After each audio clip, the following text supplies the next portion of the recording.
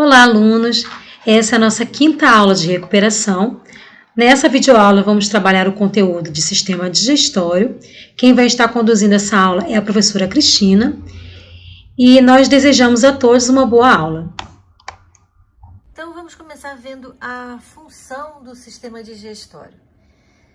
Na realidade, a função do sistema digestório é dar ao organismo a quantidade de água e nutrientes que ele precisa para suprir as suas necessidades, tá? Nesse processo, a gente começa com a ingestão de alimento que está em moléculas grandes. E aí o processo digestório ou digestivo, tanto faz, vai fazer o quê? Vai quebrar essas moléculas em moléculas menores absorvíveis, isso é, passíveis de absorção. A primeira coisa que a gente tem que ver é os órgãos, as partes do sistema digestório. Então, a anatomia do sistema digestório. Começando, é lógico, pela boca, onde a gente vai encontrar a língua e os dentes, que vão ter uma participação importantíssima. Depois, o alimento segue para a faringe, que tem uma comunicação, a faringe, ela tem uma comunicação com a laringe. E a gente vai falar sobre laringe no sistema respiratório, mas já iniciando, na laringe é onde se encontra a epiglote, que é como se fosse uma tampinha, né? Ela é feita de cartilagem que abre e fecha e determina que o alimento vai para o esôfago e o ar para a traqueia. Então, a epiglote evita a comunicação entre os aparelhos digestório e respiratório. Quando, por acaso, o alimento pega o caminho errado, a gente tosse. E aí o alimento volta para a boca, né? E a gente pode cuspir o alimento e não se engasgar. Da faringe, o alimento, então, vai passar para o esôfago. O esôfago é esse tubo comprido aqui, que, lógico, varia de tamanho em pessoa para pessoa, né? Que não tem nada acontece aqui enzimático, nada, somente mecânico, que vai ligar o esôfago ao estômago. Que vai ligar é um esfíncter, uma musculatura chamada cárdia. No estômago, então, ele funciona como um reservatório. O alimento vai ficar algum tempo aí, dependendo do tipo de alimento, vai ficar algum tempo, sofrer ação de enzimas ou não, e o alimento, então, vai para o intestino delgado, aonde, na realidade, é onde tudo acontece, é como se fosse o point, é onde tudo acontece mesmo, as grandes reações químicas acontecem, é no intestino delgado, que é o início do intestino, aqui está aqui embaixo, ó, aqui por baixo. Depois o alimento vai para o intestino grosso, né? E por fim as fezes são eliminadas pelo ânus. Então, nessa ordem aqui, por todas essas partes o alimento passa. As glândulas anexas são estruturas que fazem parte do sistema digestório, agem sobre o alimento, porém o alimento não passa por elas. Então, são as glândulas salivares que vão produzir a saliva. O primeiro passo para uma digestão é o fenômeno chamado salivação, isso é, a produção de saliva. É aquela velha história de deu água na boca. O que é água na boca? É a produção de saliva, que é estimulada muitas vezes pelo cheiro do alimento, muitas vezes pela visualização do alimento, até pela lembrança do alimento. Você começa a produzir saliva, né? O corpo está se preparando para receber o alimento. Se você vai comer ou não é outro papo, né? Mas as glândulas salivares já começam a produzir saliva.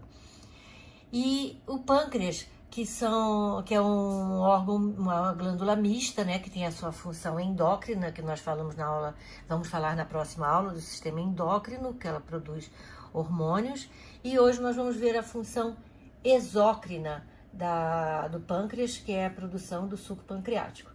O fígado, que é uma glândula do nosso corpo, que também é uma glândula mista, e o fígado vai produzir a bile, e que vai ser armazenada na vesícula biliar, que é essa bolinha verdinha aqui. A bile, a gente vai ver a função, ela é produzida no fígado e armazenada na vesícula biliar e liberada aos poucos. A digestão, então, começa na boca, sob a ação dos dentes e da língua.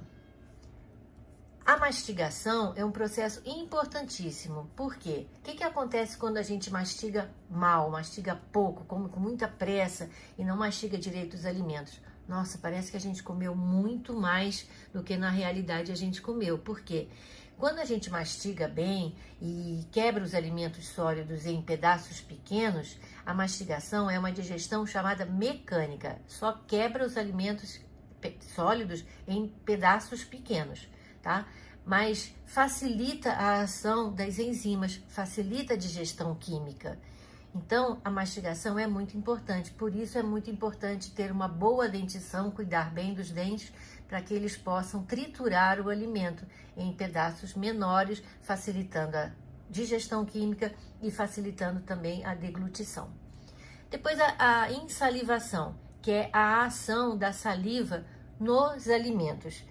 A insalivação, que é essa ação, já vai começar a digestão de um tipo de alimento que é o amido.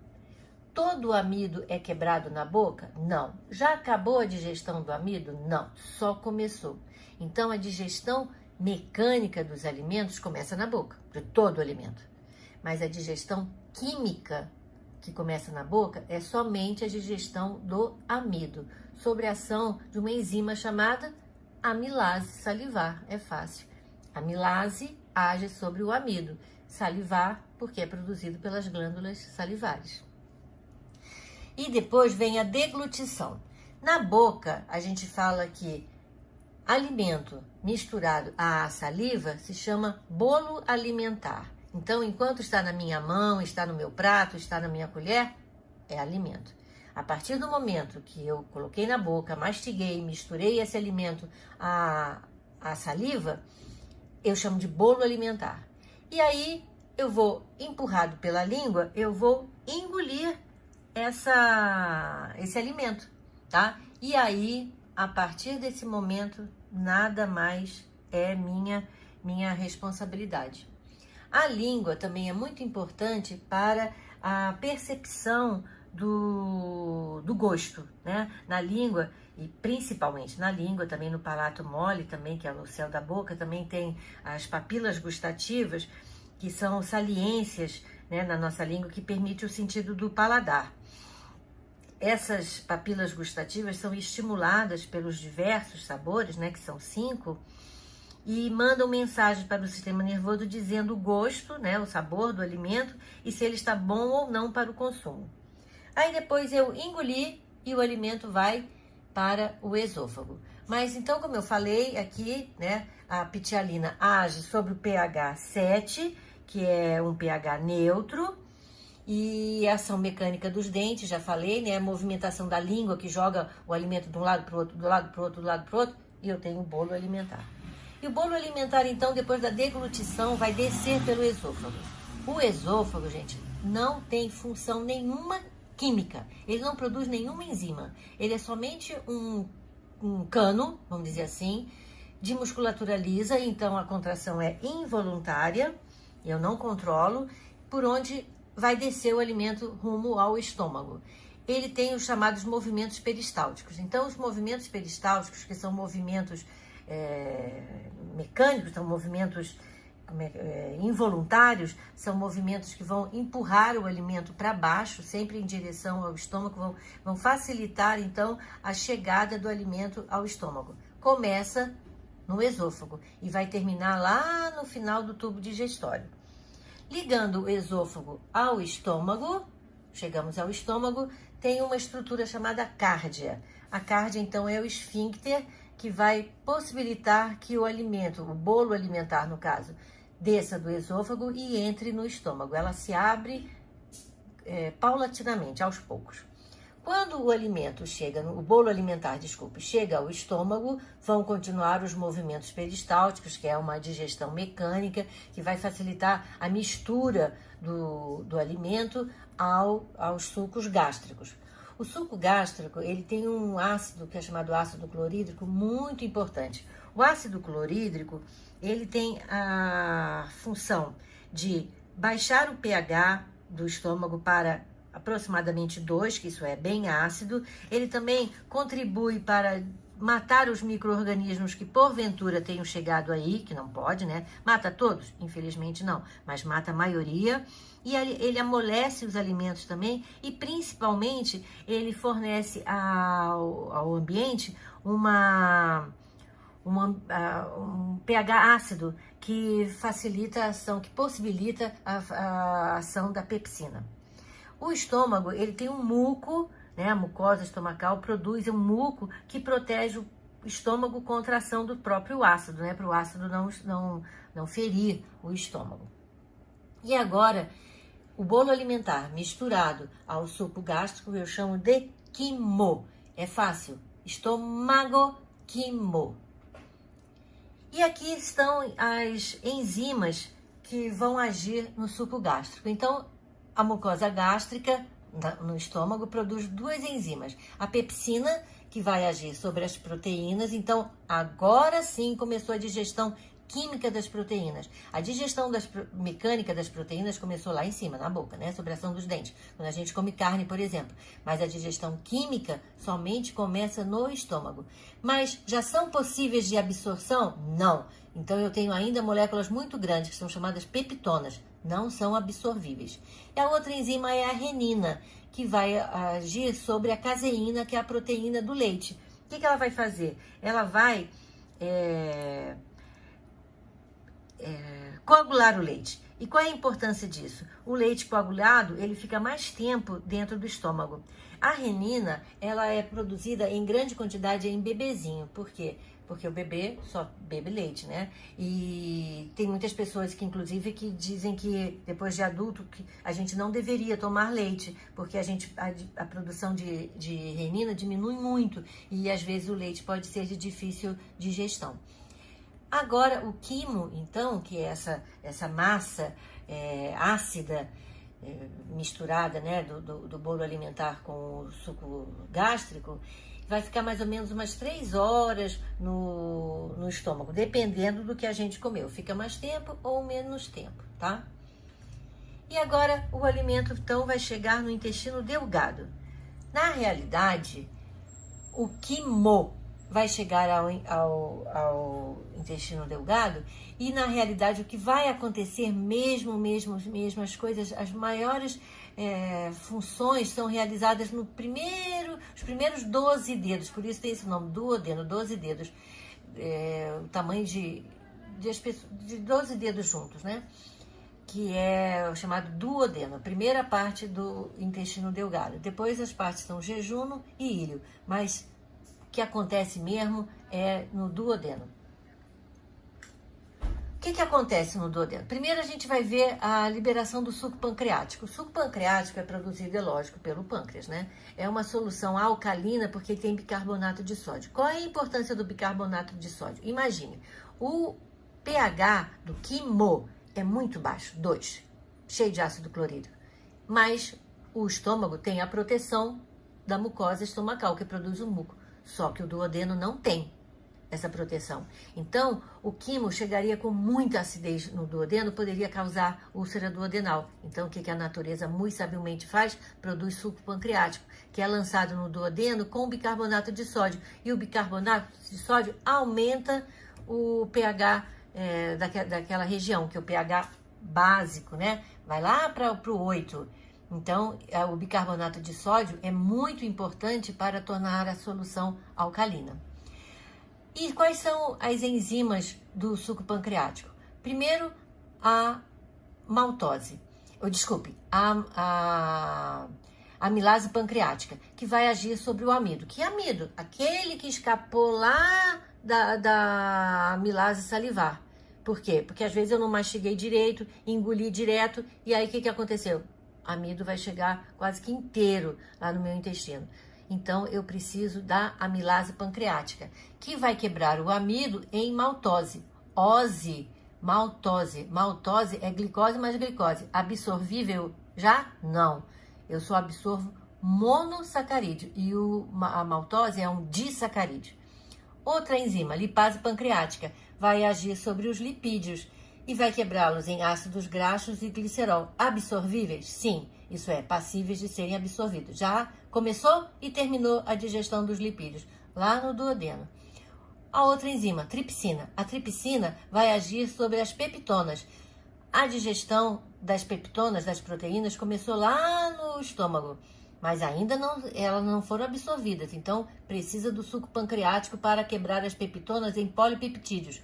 Absorvíveis? Não. Ainda tem que quebrar mais.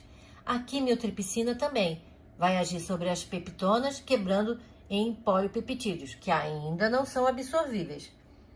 E aí eu preciso do suco entérico, também conhecido como suco intestinal, para produzir mais enzimas. Amilase intestinal.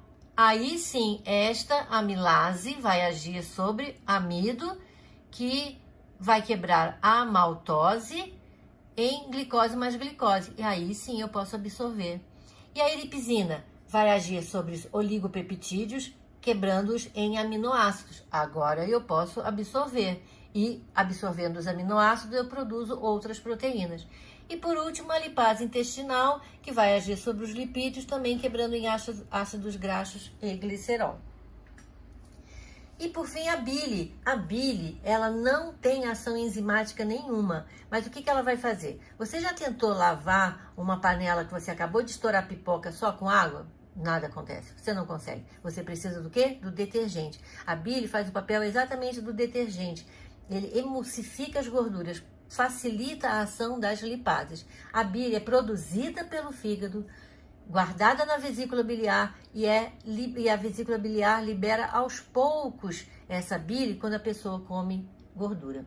E agora eu tenho o quilo, que é o quimo mais a ação do suco entérico, do suco pancreático e da bile. Então, no intestino eu tenho o quilo. E agora, no intestino delgado, o que vai acontecer então? Então, fazendo um resumo aqui, o fígado produz a bile, guarda lá na vesícula biliar, através desse canal aqui, a bile é lançada no duodeno. O pâncreas produz o suco pancreático e através desse canalzinho amarelinho aqui, que não importa saber o nome, é lançada no duodeno. E o próprio intestino produz o suco intestinal. Então, agora eu tenho tudo isso somado ao quimo, então, a bile, mais o suco pancreático, mais o suco intestinal, mais o quimo, eu tenho o quilo. Então, sai do estômago, o alimento sai do estômago, o estômago está aqui, né? Não está desenhado aqui, mas estaria aqui. O alimento vem aqui por trás e chega agora no intestino delgado. E vocês viram que quanta coisa acontece no intestino delgado. Muito mais do que aconteceu no estômago. Os nutrientes agora serão absorvidos, porque de nada adianta eu comer, de nada adianta eu mastigar, se eu não absorver. E então, se você pegar o intestino delgado, você vai ver que ele é todo preguiadinho, todo enrugado. São as vilosidades. E as vilosidades, se você esticar, você vai ver que ele também, as vilosidades se dividem em microvilosidades. E aí, essas microvilosidades aumentam milhares de vezes a superfície de contato do alimento com os vasos sanguíneos. Então, aqui, ó, o alimento que estava aqui, agora quebrado, né, o quilo, passível de ser absorvido, isso é, eu tenho monossacarídeos, eu tenho as gorduras já estão quebradas, né, em ácidos graxos e glicerol, e tenho aminoácidos, vão ter que passar para os capilares, para a rede de capilares, para ser distribuídas para todo o corpo, né, através do sangue. Eu vou levar nutrientes e assim as células poderem fazer respiração celular. No intestino grosso, então, a água que eu ingeri, ou bebi água, ou comi alimentos que contêm água, vai ser absorvida, hein? No intestino, tudo é absorvido. Então, a água vai para o sangue, vai ser levado para todas as células, né? E tudo aquilo que eu não absorvi vai se transformar em fezes, né? O quilo que eu não absorvi, eu elimino pelas fezes. E isso vai depender do alimento que eu ingeri, né? A quantidade de alimento, o tipo de alimento vai determinar a quantidade e a frequência de eliminação das fezes, tá bom? Então, pessoal, essa foi a nossa quinta aula de recuperação sobre o sistema digestório. Na próxima semana, então, nós aguardamos vocês para o nosso sexto e último conteúdo da recuperação, que é sistema endócrino. Então, bons estudos e até a nossa próxima videoaula.